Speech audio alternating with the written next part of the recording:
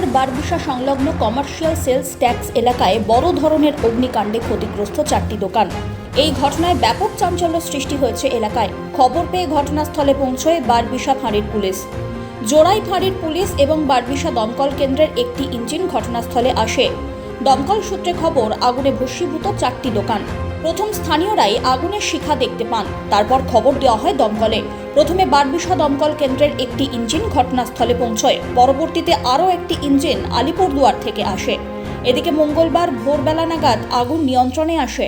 অগ্নিকাণ্ডে একটি ওষুধের দোকান, মুদির দোকান, অনলাইন কাজ করার দোকান এবং মোটর গাড়ির যন্ত্রপাতির দোকান ক্ষতিগ্রস্ত হয়েছে বলে খবর।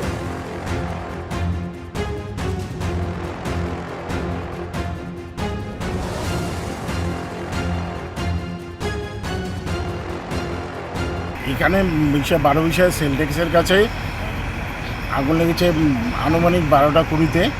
আমাদের প্রথমে বারবিশা ফায়ার স্টেশন থেকে এখানে ফায়ার ফাইটিংয়ে একটা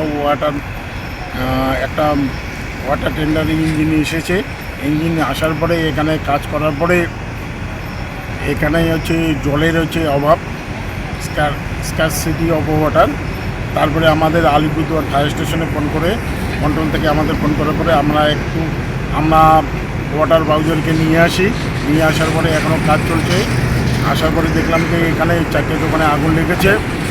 একটা মেডিসিন শপ, তারপরে কম্পিউটার শপ মানে অনলাইনের দোকান, আর গ্রোসারি আইটেম, আর একটা পিকেলসের পার্সের দোকান। স্যার, কি মনে হয় কিসের থেকে লাগতে পারে? এইখানে এখনও কিছু বলা যাচ্ছে না, তবে আমরা দেখছি, আমরা এখন ফায়ার ফাইটিংয়ের এখনও এক্সটিংগুইশিং কাজ চলছে, দেখছি আনুমান। স্যার, আপনার নাম? আমার নাম Bhaskar Roy, station officer of Alipurduar fire station.